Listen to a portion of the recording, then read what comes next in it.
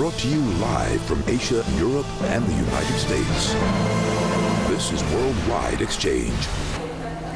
And Christine, we get the latest read on the U.S. housing market later today. The S&P Case-Shiller Home Price Index is out at 9 o'clock in the morning, and it's likely to show that prices eked out a small gain in June, but analysts say that would represent the final tailwind of the government's homebuyer tax credit, which of course expired in April, rather than any big improvement in the market. Is that true? Charlie Young, the CEO of ERA Franchise Systems, is here to discuss all things housing. He is with John Sylvia, who is our guest host for the hour. Thank you so much for being with us, sir. Absolutely. Good morning. So is that the case? Are we going to see more of the homebuyer tax credit expiration in these numbers than anything else?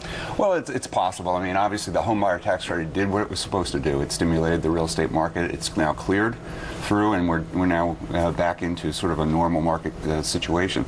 Well, if that's upticked, that is, of course, a lagging indicator. Are you going to want to see more of an uptick in pending home sales, in housing starts, to actually see that the housing market is recovering? Yeah, I think one of the great challenges in the United States right now is figuring out what is a sustainable path in terms of housing going forward. And are we dealing with housing starts at 600,000 or so, or are we going to go back to 1 to 1.2 million? Our eventual outlook is we do get back to 1 to 1.2 million, but it's the pending home sales that is a leading indicator. Building permits are a leading economic indicator, and I think we'll see gradual improvement over the next year in those areas. Gradual improvement is not what Mary Whitney is seeing right now. She has come out and said U.S. banks need more capital to withstand a renewed drop in the housing market. Banks aren't prepared for a double dip in housing, which it looks like we're having. Are you expecting a double dip in housing? I'm not sure it's time to call a double dip yet. I mean, clearly the numbers we saw from NAR in July give you some pause. However, if you also look at NAR's forecast, they're projecting 5.1 million transactions for 2010. And if we deliver that at 5.1 million, we'll be flat to 2009. And that'll be the first time since we went into the housing recession that we've been flat or improved. You look at pricing as well. Pricing is showing some signs of stabilizing. NAR's numbers, 5 of the first 7 months this year, have shown improvement. The Case-Shiller, the last 4 months, has shown some improvement in pricing. So some of the elements are there for a housing market that's starting to calm down. Christine wants to jump in from Singapore. Hi, Charlie. This is Christine. When can we expect to see a full recovery in the U.S. housing market? How long will it take? Well, if I had that crystal ball, I'd love to be using it right now. NAR's telling us that they expect some modest growth in 2011. Fannie Mae's projections also show for that NAR, I think it was about 10%, and Fannie at about 5%. So I think as we clear through the rest of this year and into next year, we're feeling like that might be the moment. Well, I am feeling this cover of Time magazine, rethinking home ownership, and they make the case this week that we should be renting. If you look at the home ownership around the world, the U.S. is actually smack dab in the middle. We're at 67% versus Spain that's at 89%, granted.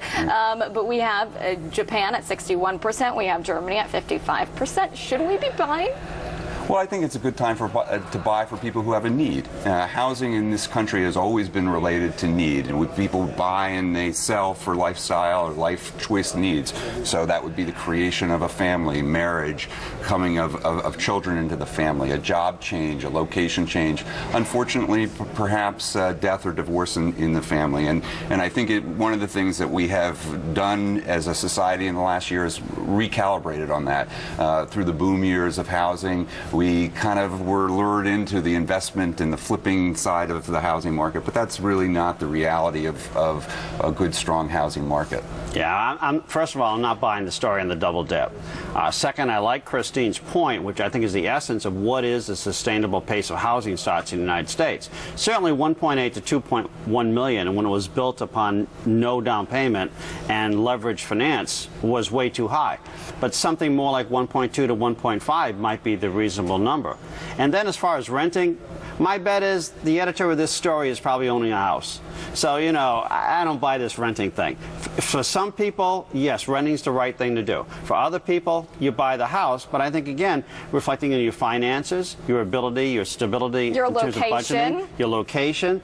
And my experience is that when you talk about the excess or hidden inventory of housing, when you talk about home prices being weak, it really is focused on basically 5 to 10 states states in the United States. The vast majority of the United States doesn't have a huge hidden inventory, doesn't have huge price declines. You know, and I just want to jump in on that too. Yeah. I mean, housing is local, and you know, we see the national numbers. They're important to understand, but from market to market, it's different, and you need to understand what's going on in that market in order to make a good decision about housing. You know what they always say when they show you a house: location, location, location. Right. Charlie Young, great to have you with us this Pleasure. morning. Thank you so much, CEO of ERA Franchise Systems.